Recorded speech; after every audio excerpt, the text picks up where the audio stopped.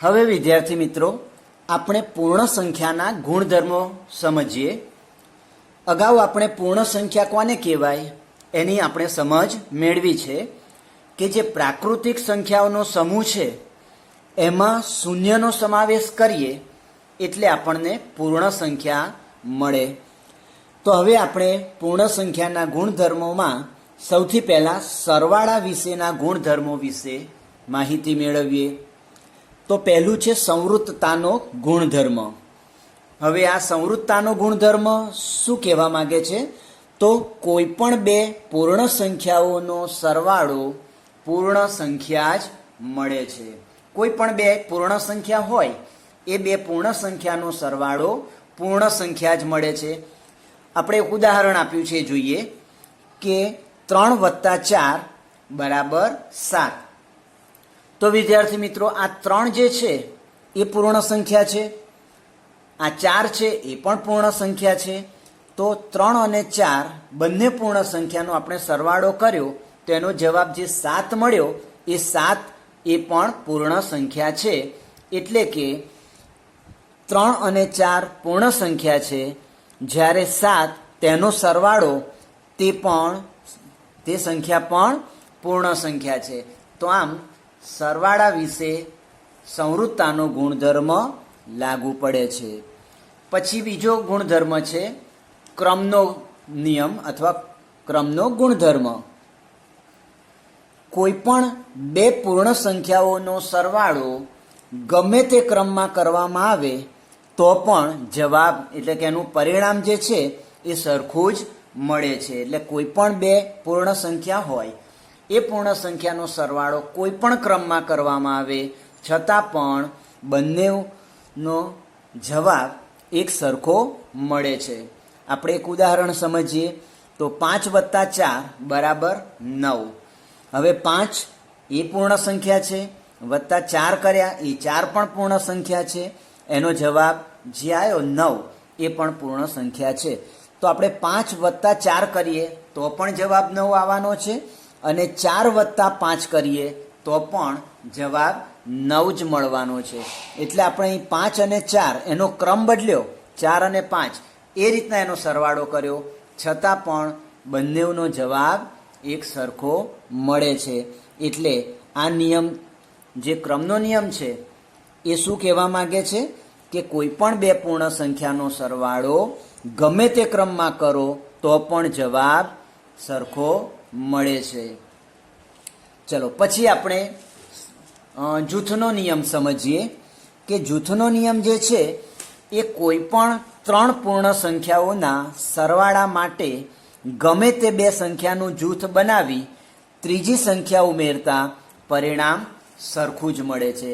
એટલે ક્રમનો જૂથનો જે ગુણધર્મ છે એવું કહેવા માગે છે કે કોઈ 3 પૂર્ણ સંખ્યાનો આપણે સરવાળો કરવો હોય તો ગમે તે બે સંખ્યાનું જૂથ બનાવી અને તમે એનો સરવાળો કરશો તો જવાબ એક સરખો મળશે.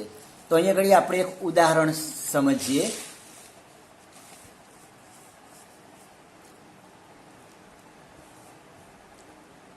ત્રણ +4 +5.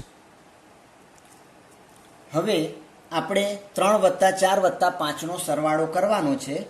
તો સૌથી પહેલાં હું આ બે જે સંખ્યા છે એનું એક જૂથ બનાવું છું. તો 3 + 4 અને એના પરિણામમાં આ જે 5 જે છે એ છેલ્લી સંખ્યામાં ત્રીજી સંખ્યા ઉમેરું છું. બરાબર છે. તો હવે 3 + 4 કેટલા થશે? 7 + 5. હવે 7 + 5 = 12.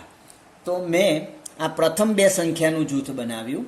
હવે બીજી રીતના આપણે સમજીએ 3 + 4 + 5. હવે આ જે સંખ્યા છે એમાં હું છેલ્લી બે સંખ્યા જે છે એનું હું જૂથ બનાવું છું.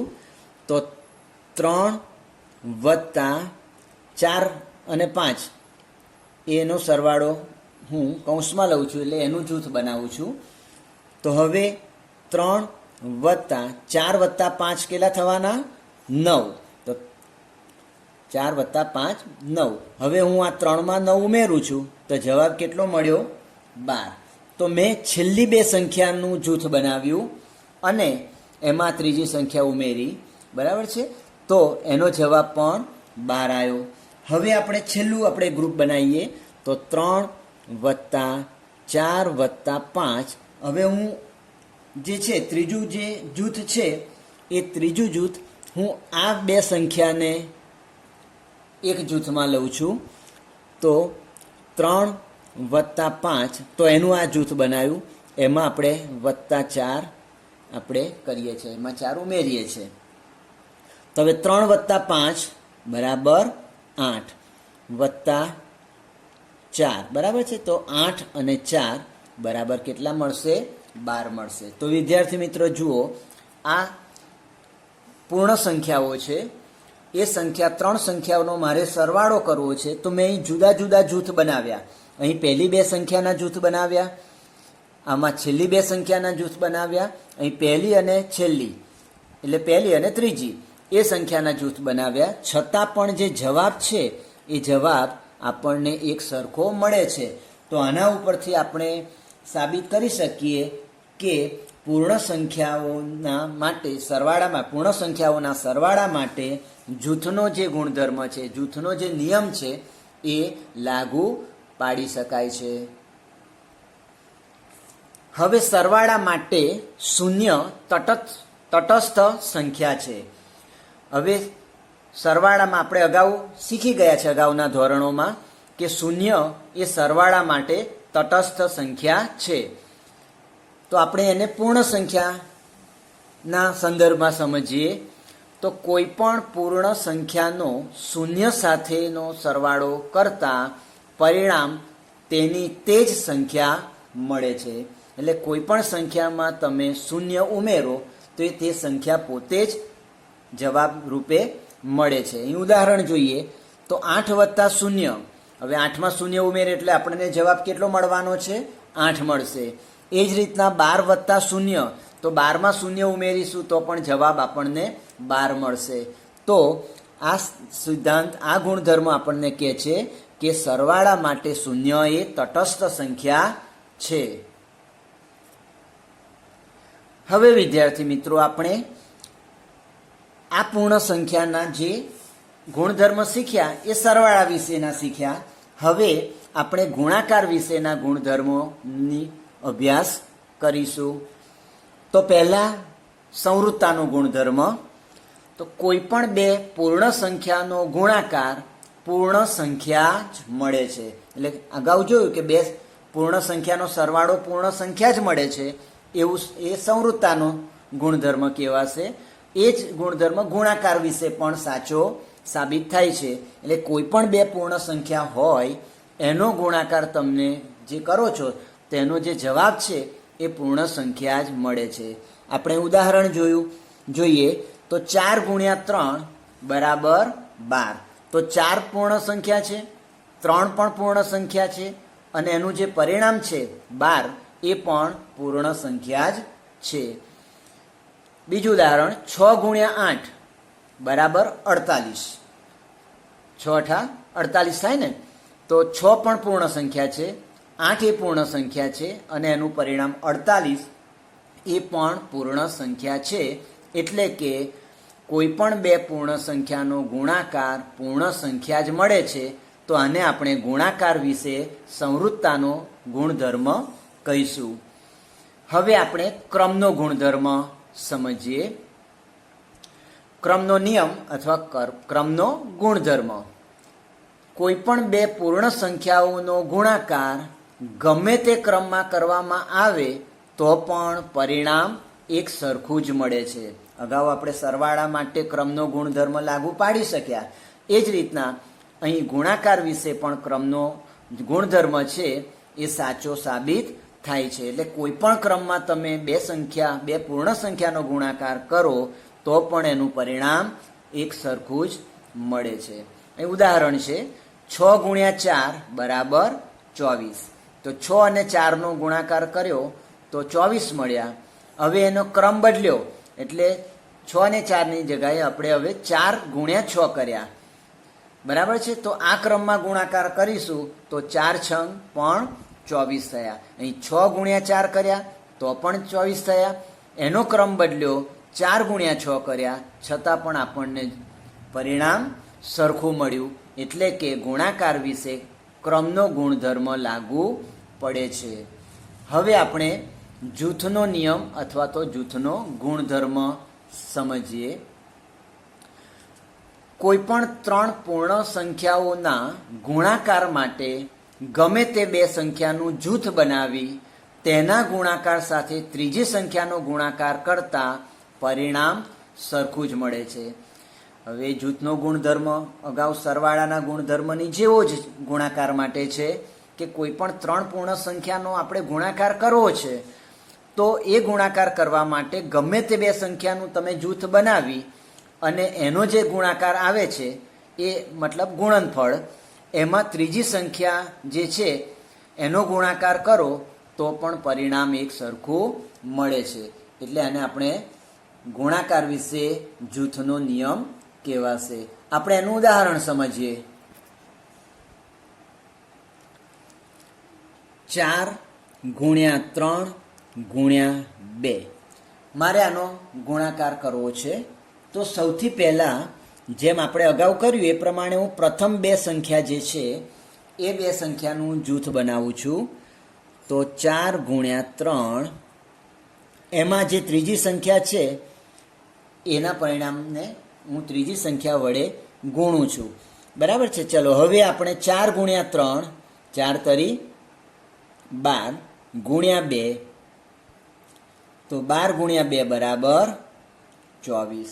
તો મેં પહેલાં પ્રથમ બે સંખ્યાનું જૂથ બનાવી એના પરિણામને મેં ત્રીજી સંખ્યા વડે ગુણ્યા. હવે હું આ જ જે સંખ્યા છે 4 ગુણ્યા 3 ગુણ્યા 2, તો એનું આ છેલ્લી બે સંખ્યાના જૂથમાં એનું જૂથ બનાવી અને એનો ગુણાકાર હું કરું છું. તો 4 ગુણ્યા કૌંસમાં 3 ગુણ્યા 2, તો આનું મેં જૂથ બનાવ્યું. તો બરાબર 4 ગુણ્યા 3 ગુણ્યા 2 કેટલા થાય? 6. બરાબર છે. 3 દુ 6. હવે 4 ગુણ્યા 6, 6 ચોક 24. તો 2 નો ગુણાકાર મળ્યો 24. હવે વિદ્યાર્થી મિત્રો, હું પહેલા અને છેલ્લી સંખ્યાનું, બરાબર છે, એનું એક જૂથ બનાવું છું. તો 4 ગુણ્યા 3 ગુણ્યા 2, તો હવે હું આ બેનું જૂથ જે છે એ બનાવું છું. તો 4 ગુણ્યા 2 એનું જૂથ બનાવ્યું ગુણ્યા 3. 4 ગુણ્યા 2 બરાબર 8 ગુણ્યા 3, તો 8 ગુણ્યા 3 બરાબર 24. તો વિદ્યાર્થી મિત્રો, અહીં તમે જોઈ શકો છો કે મેં કોઈ પણ જૂથ બનાવી એનો ગુણાકાર કર્યો તો દરેકનું પરિણામ, દરેકનો જવાબ એક સરખો મળે છે. તો વિદ્યાર્થી મિત્રો, આને આપણે શું કહીશું? ગુણાકાર માટે જૂથનો ગુણધર્મ.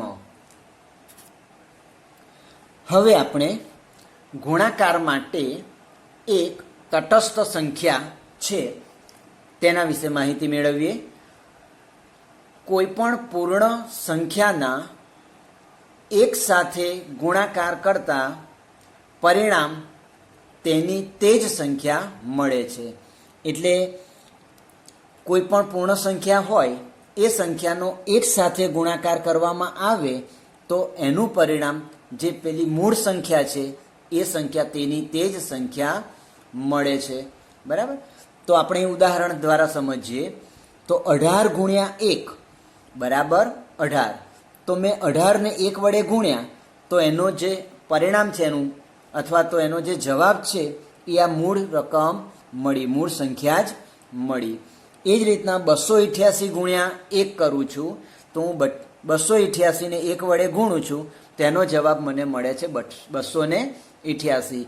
તો કોઈ પણ આ જે સંખ્યા છે એને 1 વડે ગુણ્યા તો એ મૂળ સંખ્યા, બરાબર છે, એની એ જ સંખ્યા જવાબ સ્વરૂપે તમને મળે છે. હવે આપણે વિભાજનનો નિયમ સમજીએ. પૂર્ણ સંખ્યાઓ માટે ગુણાકારનું સરવાળા ઉપર વિભાજન કરી શકાય છે. તો વિભાજનનો ગુણધર્મ શું કહે છે કે પૂર્ણ સંખ્યાઓ માટે ગુણાકારનું સરવાળા ઉપર વિભાજન કરી શકાય છે. હવે એનું આપણે ઉદાહરણ સમજીએ. આપણે એ ગુણધર્મને ઉદાહરણ દ્વારા સમજીએ તો 5 ગુણ્યા 3 વત્તા 4. તો વિદ્યાર્થી મિત્રો, આ જે 3 વત્તા 4 છે એ સરવાળાની ક્રિયા છે. એની સાથે આપણે આ ગુણાકારની ક્રિયા પણ કરવાની છે. બરાબર છે. તો આપણે જોઈએ તો 5 ગુણ્યા 3 વત્તા 4 બરાબર કેટલા થશે? 7 થાય. 3 વત્તા 4 બરાબર 7. તો 5 ગુણ્યા 7, 5 સત્તા 35. બરાબર છે. તો આ રીતના આપણે એનો જવાબ મેળવીએ. હવે એનું આપણે જે પૂર્ણ સંખ્યા માટે આપણે ગુણાકારનું સરવાળા ઉપર વિભાજન છે એ આપણે સમજીએ.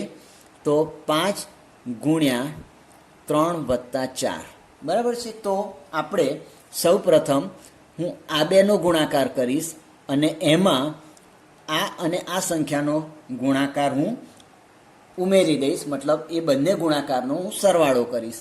તો ચલો સૌથી પ્રથમ પહેલાં હું કરું છું 5 ગુણ્યા 3 જૂથ બનાવીને કરું છું. 5 ગુણ્યા 3 વચ્ચે વત્તાની નિશાની, કેમ કે આપણે સરવાળો કરવાનો છે બે ગુણાકારનો. તો 5 ગુણ્યા 3 એનો ગુણાકાર કરી અને એમાં 5 ગુણ્યા 4 હું એને ઉમેરી દઉં છું. એમાં એનો આ બંને સંખ્યાનો સરવાળો કરું છું.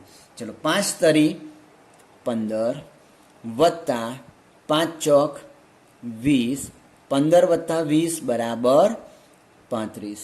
તો આ રીતના આપણે ગુણાકાર જે છે એ ગુણાકારનું સરવાળા પર વિભાજન કર્યું એમ કહેવાશે. બરાબર છે. તો આ મારે 3 વત્તા 4નો 5 સાથે ગુણાકાર કરવાનો છે.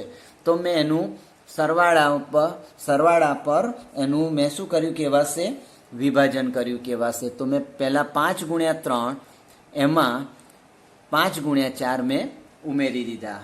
બરાબર છે. એટલે બંનેનો સરવાળો કર્યો. તો આ રીતના આપણે એમનો જવાબ મળશે. સરખો જ જવાબ મળે છે. બરાબર, તમે જોઈ શકો છો કે બંનેનો જવાબ કેવો છે? એક સરખો છે.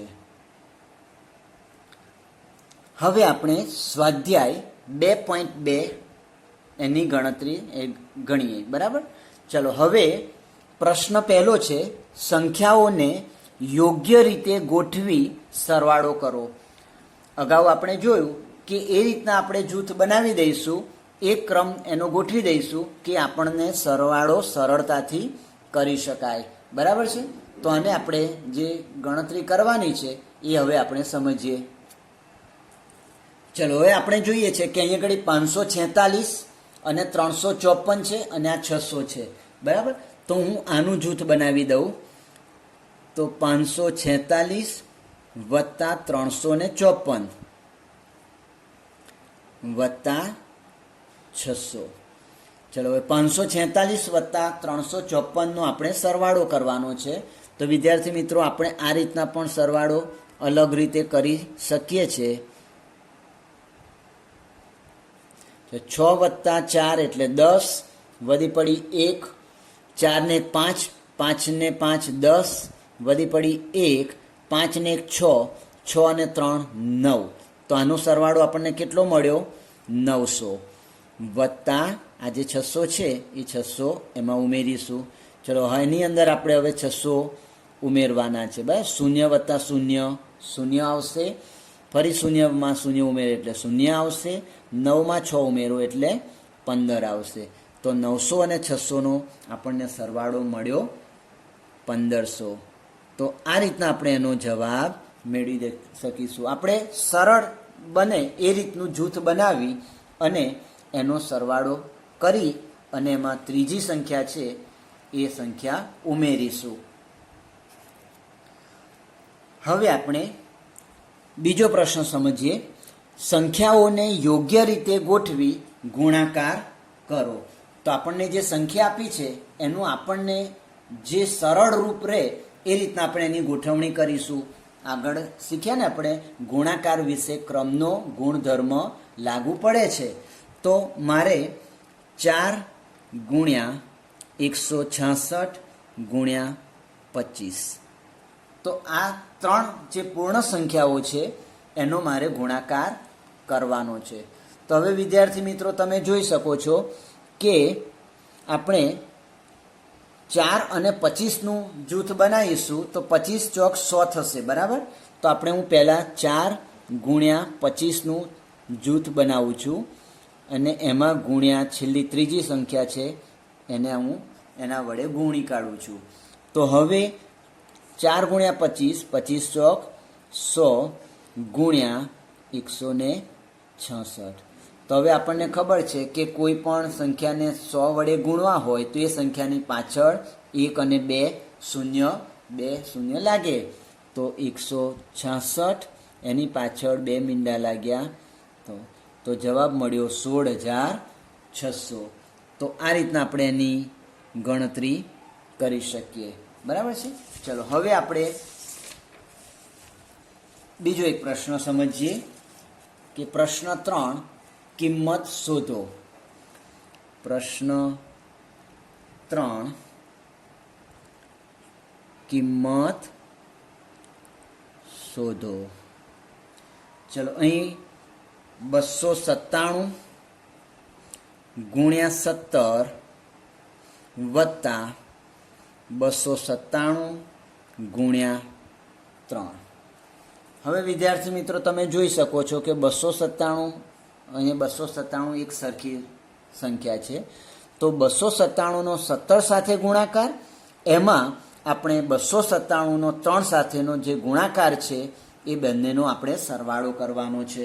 તો આપણે અગાઉ શીખ્યા એ પ્રમાણે હું જૂથ બનાવું છું 297 ગુણ્યા 17 વત્તા 3, 17 વત્તા 3. આપણે અગાઉ હવું હતું એમાંથી આ સ્વરૂપમાં ફેરવ્યું, તો હવે આપણે આ ગુણાકાર સ્વરૂપમાંથી આપણે આ સ્વરૂપમાં આપણે ફેરવીએ છીએ, બરાબર છે. ચલો હવે 297 ગુણ્યા, હવે 17 વત્તા 3 કરીએ એટલે કેટલા આવશે? 17 ને 3 20 થશે. હવે 297 ગુણ્યા 20 કરવાના છે. તો પહેલાં શૂન્ય છે એને આપણે બાજુ પર રાખીએ. તો 297 ગુણ્યા આપણે 2 કરીએ તો 2 સત્તા 14, વધી પડી 1, 2 નવા 18 ને 19, વધી પડી 1, 2 દુ 4 ને 5, અને આ જે શૂન્ય છે એ આપણે શૂન્ય અહીં 20 હોય તો અહીં શૂન્ય મૂકી શકાય. તો 5940. તો આ એનો જવાબ મળ્યો, બરાબર છે. તો આ રીતના આપણે એનો જવાબ મેળવવાનો છે. ચલો પ્રશ્ન ચોથો આપણે સમજીએ. પ્રશ્ન 4 યોગ્ય ગુણધર્મનો ઉપયોગ કરીને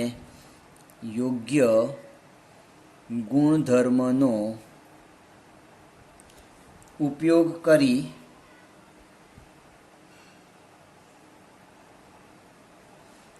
ગુણાકાર શોધો.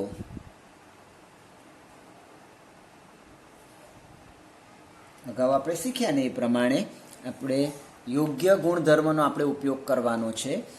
આપણે ઉદાહરણ એનો રકમ જોઈએ તો 854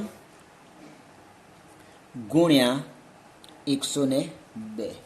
તો 854 ગુણ્યા 102 એ બંનેનો ગુણાકાર આપણે યોગ્ય ગુણધર્મનો ઉપયોગ કરીશું. તો આપણને વિદ્યાર્થી મિત્રો અહીં ખબર છે કે આને આપણે સરવાળામાં વિભાજિત કરી શકીએ છીએ. તો 854 ગુણ્યા આનું આપણે સરવાળામાં વિભાજન કરવું હોય તો 100 વત્તા 2 એટલે 102 થયા. હવે અગાઉ શીખ્યા પ્રમાણે 854નું 100 વડે ગુણાકાર વત્તા 854નો 2 વડે ગુણાકાર, બરાબર છે. તો આ રીતના આપણે એનો જવાબ મેળવીએ. તો 854 ગુણ્યા 100 વત્તા 854 ગુણ્યા 2. 854 ગુણ્યા 100 એટલે આપણે કીધું કે કોઈ પણ સંખ્યાને 100 વડે ગુણવા છે તો એની પાછળ 2 શૂન્ય લાગે તો 854 પાછળ 2 મીંડા લાગે એટલે 85,400 વત્તા 854 ગુણ્યા 2 કરવાનું છે. હવે વિદ્યાર્થી મિત્રો આપણે આ રીતના પ્રેક્ટિસ પાડીશું. 2 ચોક 8, 2 પંચા 10, વધી પડી 1, 2 અઠા 16 ને 1 17. બરાબર છે. ચલો હવે આ બેનો સરવાળો કરવાનો છે. તો 85,400 વત્તા 1,708. ચલો શૂન્યમાં 8 ઉમેરો એટલે 8, શૂન્યમાં 0 ઉમેરો એટલે 0, 4 વત્તા 7 11, વધી પડી 1, 5 ને 1 6 ને 1 7, 8 ના 8, અહીં કશું નથી એટલે શૂન્ય સમજવાનું. તો આપણને મળશે 87,108. તો આનો જવાબ મળશે 87,108. તો આ રીતના આપણે યોગ્ય ગુણધર્મનો ઉપયોગ કરી અને આપણે ગુણાકાર શોધ્યો એમ કહેવાશે. હવે 5મો પ્રશ્ન આપણને વ્યવહારુ દાખલો કહેવાશે. કોઈ દૂધવાળો એક હોટલમાં સવારે 32 લીટર દૂધ આપે છે અને સાંજે 68 લીટર દૂધ આપે છે. જો દૂધની કિંમત ₹45 પ્રતિ લીટર હોય તો દૂધવાળાને રોજ કેટલી આવક થતી હશે? તો વિદ્યાર્થી મિત્રો આપણે દૂધવાળા જે છે એ સવારે 32 લીટર અને સાંજે 68 લીટર દૂધ જે છે એ હોટલમાં આપે છે. તો આપણે સૌથી પહેલાં શું કરીશું કે તેણે દિવસ દરમિયાન કુલ કેટલું દૂધ એ હોટલમાં આપ્યું એ શોધીશું. બરાબર. અને એ કુલ જે તમને લીટર દૂધ મળ્યું એમાં 45 રૂપિયા લેખે એને આવક થાય છે. તો એ કુલ દૂધને જે કુલ લીટર દૂધ મળ્યું ને એને આપણે 45 વડે ગુણીશું તો આપણને એને દિવસ દરમિયાન થયેલી આવક મળશે. તો આપણે એને સમજીએ. તો દિવસ દરમિયાન દૂધવાળાએ હોટલમાં આપવામાં આવતું દૂધવાળા દ્વારા જે હોટલમાં દૂધ આપવામાં આવે છે એ કુલ કેટલું દૂધ આપે છે એ આપણે શોધવું પડશે. તો આપણે કુલ શોધવા માટે આપણે સરવાળો કરવો પડશે. તો 32 લીટર દૂધ સવારે આપે છે. 32 લીટર દૂધ સવારે આપે છે. પછી 68 લીટર દૂધ